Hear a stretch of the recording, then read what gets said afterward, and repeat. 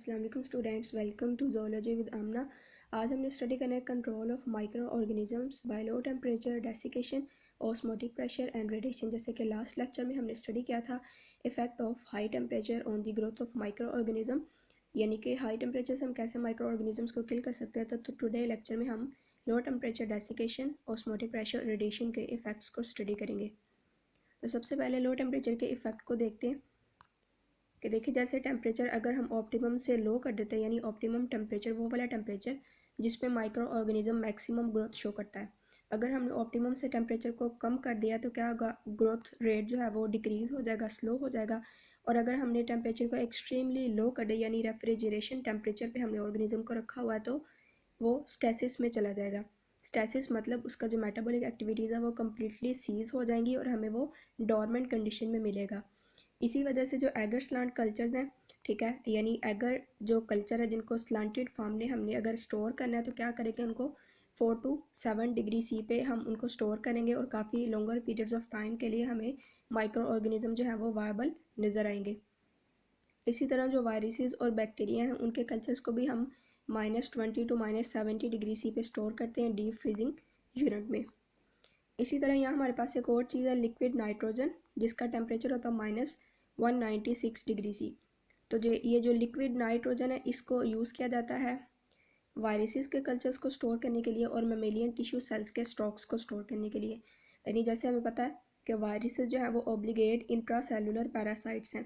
तो अगर हमने कोई एक्सपेरिमेंट करना है, एनिमल वायरोलॉजी के अंदर कोई रिसर्च करनी है, तो उसके लिए फिर हमें मेमेलियन टिश्यू सेल्स की ज़रूरत है कि ठीक है, क्योंकि उन्होंने वायरसेस ने किसी मीडियम पे तो ग्रो करना नहीं है। इस वजह से वायरसेस और मेमेलियन टिश्यू सेल्स को अक्सर हम साथ में ही स्टोर करते हैं और इनको स्टोर करने के लिए हम लिक्विड नाइट्रोजन को यूज़ करते हैं।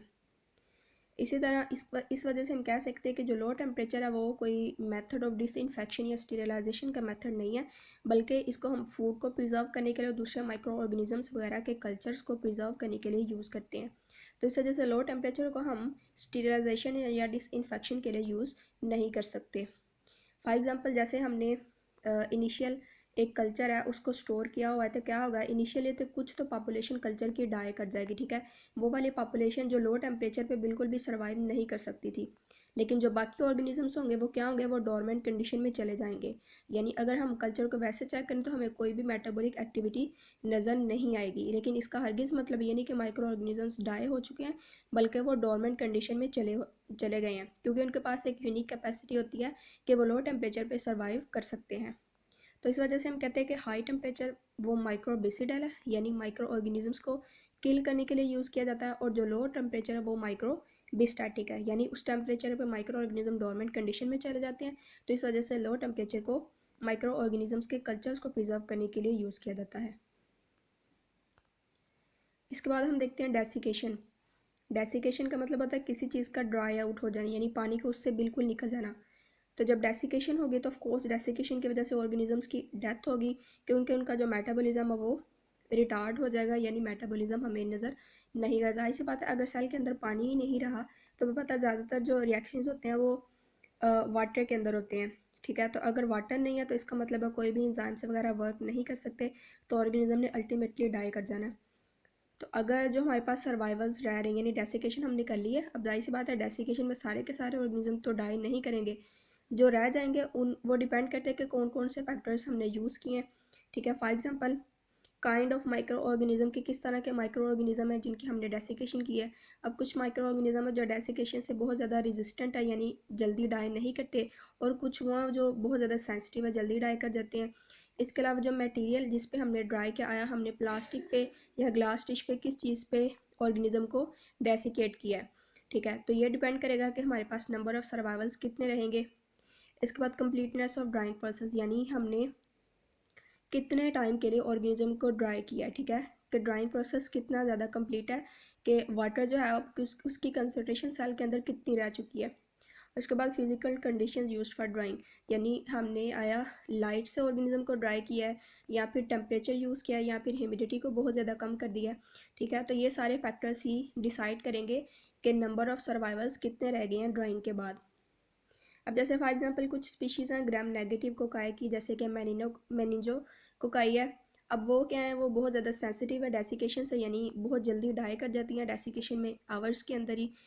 लेकिन कुछ ऐसी स्पीशीज जैसे कि स्ट्रेप्टोकोकाई है, अब स्ट्रेप्टोकोकाई को हम जो है वो डेसिकेट कर लें तो ये काफ़ी ज़्यादा हफ्तों के बाद भी हमें नज़र आती है कि अभी तक भी ऑर्गेनिज्म जो है वो वायबल है ड्राइंग के बाद भी। और एक और बैक्टीरिया है जो कि हमारे पास है ट्यूबरकल बैसिलस, यानी कि जो टीबी कॉजिंग बैक्टीरिया। अब ये बहुत ज़्यादा रेजिस्टेंट है, यानी अगर हम स्पिटम मतलब के स्पिटम के अंदर अगर हम इसको ड्राई करते हैं स्पिटम को कि इसको कम्प्लीटली किल कर लें, लेकिन स्पिटम के अंदर ये काफ़ी ज़्यादा टाइम के लिए जो है हमें बाद में भी सर्वाइविंग नज़र आते हैं। इसी तरह अगर हमने स्पोर्ट्स को ट्राई करना तो जैसे हमें पता है बैक्टीरियल जो स्पोर्ट्स होते हैं वो सबसे ज़्यादा रेजिस्टेंट फॉर्म्स ऑफ लाइफ है, यानी वो किसी भी मेथड से इतनी जल्दी किल नहीं होते। तो जो ड्राइड स्पोर्स हैं वो कभी भी किल नहीं होते डेसिकेशन से, वो इनडेफिनेटली सर्वाइव करते रहते हैं। एक और टेक्निक है हमारे पास, वैसे तो हम डेसिकेशन यूज़ करते हैं ऑर्गेनिज्म को किल करने के लिए, लेकिन यहाँ पे एक टेक्निक है जो डेसिकेशन की ही मॉडिफिकेशन है, लायोफिलाइजेशन। तो लायोफिलाइजेशन या दूसरे वर्ड्स में आप कह लें सब्लिमेशन, यानी कल्चर्स की सब्लिमेशन, वाटर की सब्लिमेशन नहीं। तो लायोफिलाइजेशन में हम क्या करते हैं, पहले ऑर्गेनिज्म को हम फ्रोज़न स्टेट में लेते हैं, ठीक है, ऑर्गेनिज्म को हम फ्रीज़ करते हैं, फ्रीज़ करने के बाद उसको वैक्यूम से पास करते हैं। तो वैक्यूम से पास होने से क्या होगा कि फ्रीजिंग स्टेट से डायरेक्टली जब ऑर्गेनिज्म के साथ जितना भी वाटर वगैरह लग गया है, जब वो लिक्विड में जाने की बजाय फ़ौरन से जो है वो वैक्यूम के थ्रू वो गैस में चला जाएगा, तो ऑर्गेनिज्म का जो कल्चर है, जो माइक्रो ऑर्गेनिजम्स का कल्चर है, वो इस तरह से प्रिजर्व हो जाएगा और काफ़ी टाइम के लिए हम उसको प्रिजर्व रख सकते हैं। तो लायोफिलाइजेशन ये प्रोसेस है जो कि कल्चर्स को प्रिजर्व करने के लिए यूज़ किया जाता है। थर्ड नंबर पे हम देखते हैं ऑस्मोटिक प्रेशर को। तो जैसे हमें पता है कि अगर फॉर एग्जांपल ये हमारे पास सोल्यूशन है जिसमें सोल्यूट की कंसनट्रेशन जो है वो सेम है, अगर हमने दरमियान में एक सेमी परमेबल मेम्ब्रेन, यानी ऐसी मेम्ब्रेन जो कुछ सोल्यूट्स को गुजरने की इजाज़त देती है, कुछ को नहीं देती, सेमी परमेबल मेम्ब्रेन तो दरमियान में लगा दी, इधर सोल्यूट की कंसनट्रेशन क्या है, इंक्रीज़ कर दिया, इधर कम कर दिया, तो सेमी परमेबल मेम्ब्रेन से क्या होगा कि हायर कंसनट्रेशन जो सोल्यूट है वो मूव करेगा लोअर कंसनट्रेशन की तरफ, ताकि दोनों तरफ जो सोल्यूट की कंसनट्रेशन है वो इक्वलाइज हो सके, वो बराबर हो सके, ठीक है। तो ऑस्मोटिक प्रेशर का भी सेम प्रिंसिपल है कि जब ऑर्गेनिज्म को क्या करेंगे, जैसे फॉर एग्जांपल अब और ये माइक्रो ऑर्गेनिज्म है, इसके अपने सेल के अंदर जो सोल्यूट की कंसनट्रेशन है वो 0.95% होती है।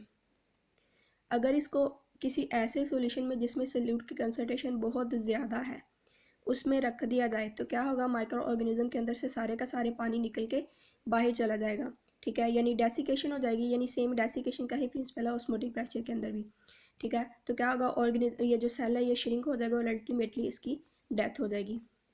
इसको हम बोलते हैं प्लाज्मोलाइसिस, ठीक है। एक और प्रोसेस है, उस प्रोसेस में क्या होता है कि आउटर सॉल्यूशन जो है उसमें तो सोल्यूट की कंसनट्रेशन कम होती है और सेल के अंदर तो ज़्यादा होती है, यानी मतलब कि 0.95 होती है, लेकिन हमने इसको ऐसे सॉल्यूशन में रख दिया जिसमें सोल्यूट कंसनट्रेशन 0.95% भी नहीं है, यानी इससे भी कम है।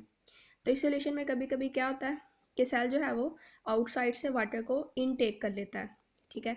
जैसे हमें पता है ऑफकोर्स सोल्यूट ने तो अब हाई से लो की तरफ ही मूव करना है, ठीक है। तो अब जब ये हाई वाटर कंसनट्रेशन से लो वाटर कंसनट्रेशन की तरफ मूव करना है, ठीक है, मतलब कि सोल्यूट की तो ओके, तो जब वाटर ये लेगा, ठीक है, वाटर इनटेक करेगा तो इससे क्या होगा, सेल के अंदर प्रेशर काफ़ी ज़्यादा बढ़ जाएगा। इस प्रोसेस को हम बोलते हैं प्लाज्मोप्टाइसिस।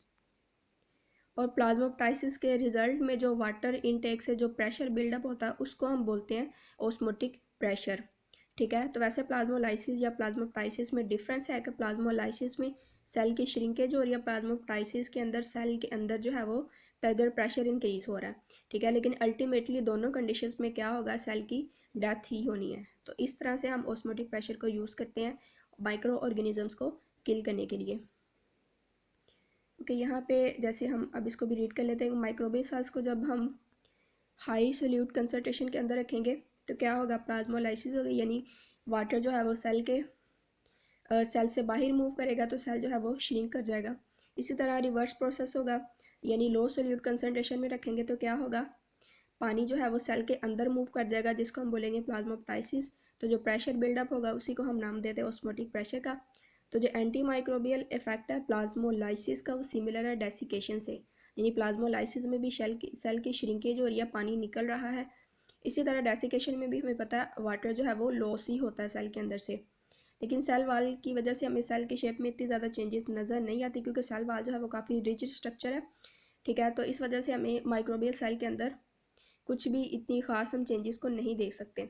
लेकिन जो साइटोप्लाज्मिक मेम्ब्रेन है उसके अंदर चेंजेस को देखा जा सकता, और अगर हम उसको माइक्रोस्कोपिकली देखें तो प्रोटोप्लास्ट जो है वो भी हमें श्रिंक फॉर्म में नज़र आएगा। इसके बाद हम लास्ट पे पढ़ते हैं रेडिएशंस को, कि रेडिएशन जो है वो माइक्रो ऑर्गेनिजम्स पे किस तरह इफेक्ट करती है। तो जो इलेक्ट्रोमैग्नेटिक रेडिएशन है वो 2 टाइप्स की हैं, या फिर हम कह सकते हैं कि वो 2 वेज में जो है वो मैटर से या माइक्रो ऑर्गेनिज्म से इंटरेक्ट करती हैं। एक तो है हाई एनर्जी रेज और दूसरी है लो एनर्जी रेज। तो जो हाई एनर्जी रेज हैं यानी ऐसी रेज जिनकी जो एनर्जी है वो 10 इलेक्ट्रॉन वोल्ट से ज़्यादा होती है। अब इसमें आती हैं गैमा रेज और एक्स रेज।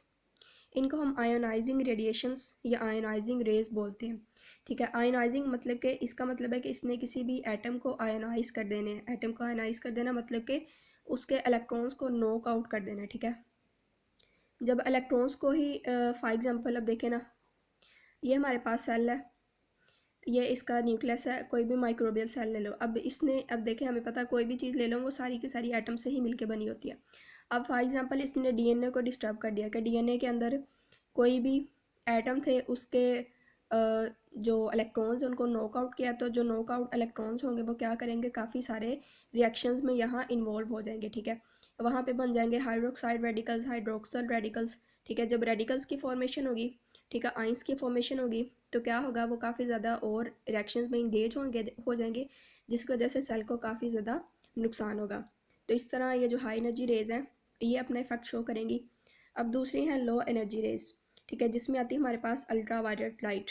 अब ये लो एनर्जी रेज इस तरह है क्योंकि इनके पास इतनी एबिलिटी नहीं है कि इलेक्ट्रॉन्स को ही आयनाइज कर सकें ये।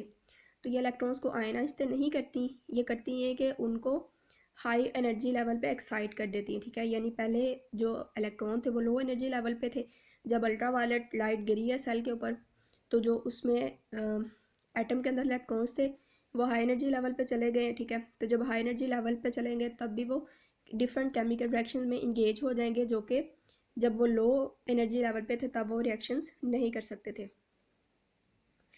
इसी तरह अब ये 2 टाइप्स हैं इलेक्ट्रोमैग्नेटिक रेडिएशन जो है वो किस तरह सेल पे अपने इफेक्ट शो करती हैं, और इसमें से जो अल्ट्रा वायलेट लाइट है, गैमा रेज और एक्स रेज है, इनको हम नेक्स्ट लेक्चर में डिटेल से भी देखेंगे। इसके बाद और भी हमारे पास हैं काफ़ी सारी रेज, जैसे कि अकॉस्टिक रेज या साउंड वेव्स। अब साउंड वेव्स को भी यूज़ किया जा रहा है ऑर्गेनिजम्स को किल करने के लिए। असल में अभी सिर्फ एक्सपेरिमेंटेशन की जा रही है कि आया इनको वाकई एफिशिएंटली यूज़ किया जा सकता है माइक्रो ऑर्गेनिजम्स को किल करने के लिए या नहीं, ठीक है। और दूसरे जो सब एटॉमिक पार्टिकल्स है जैसे कि न्यूट्रॉन्स हैं, उनको भी अभी फ़िलहाल रिसर्च में यूज़ किया जा रहा है माइक्रो ऑर्गेनिजम्स को देखने के लिए कि माइक्रो ऑर्गेनिजम्स पे ये इफ़ेक्ट, ये अकोस्टिक रेज और सब एटॉमिक पार्टिकल्स अपना कितना इफेक्ट शो करती हैं। तो मे भी हम फ्यूचर में इन 2 चीज़ों को भी यूज़ करें माइक्रो ऑर्गेनिजम्स को किल करने के लिए। अब ये जो रेडिएशन से किल करने का प्रोसेस है माइक्रो ऑर्गेनिजम्स को, इसको हम बोलते हैं कोल्ड स्टीरिलाइजेशन, ठीक है। अगर आपको क्वेश्चन आ जाए कि व्हाट इज़ कोल्ड स्टीरिलाइजेशन, तो इसका ये मतलब नहीं कि आपने वहाँ पे लो टेम्परेचर से ऑर्गेनिज्म को किल किया हुआ, नहीं, बल्कि लो टेम्परेचर से तो वो किल होते ही नहीं है। तो कोल्ड स्टीरिलाइजेशन हम इसलिए बोलते हैं क्योंकि जिस मटेरियल को ये स्टीरिलाइज करते हैं उसमें बहुत ज़्यादा कम हीट प्रोड्यूस करते हैं, ठीक है। यानी हीट प्रोड्यूस किए बगैर ही किसी भी मटेरियल्स को रेडिएशन स्टीरिलाइज कर सकती हैं। तो इसी वजह से इन रेडिएशंस को हीट सेंसिटिव मटेरियल्स वगैरह को स्टीरिलाइज करने के लिए यूज़ किया जाता है, और फूड को भी प्रिजर्व करने के लिए यूज़ किया जाता है। अब जब फूड में कोई भी हीट पैदा नहीं होगी, हीट के बगैर ही वो स्टीरिलाइज हो जाएंगी, तो क्या होगा, उसका टेस्ट वगैरह भी मेंटेन रहेगा और वो काफ़ी लंबे टाइम के लिए भी प्रिजर्व हो सकती है। तो स्टूडेंट ये थी मेरी आज की वीडियो। नेक्स्ट लेक्चर में हम स्टडी करेंगे ultraviolet light, gamma rays, X rays और बाकी रेडिएशंस को डिटेल में। अगर आपको वीडियो अच्छी लगी है तो वीडियो को लाइक कीजिए। अगर आपको इस तरह की मज़ीद इन्फॉर्मेटिव वीडियोस चाहिए तो मेरे चैनल को सब्सक्राइब कीजिए। नेक्स्ट वीडियो तक के लिए अल्लाह हाफिज़।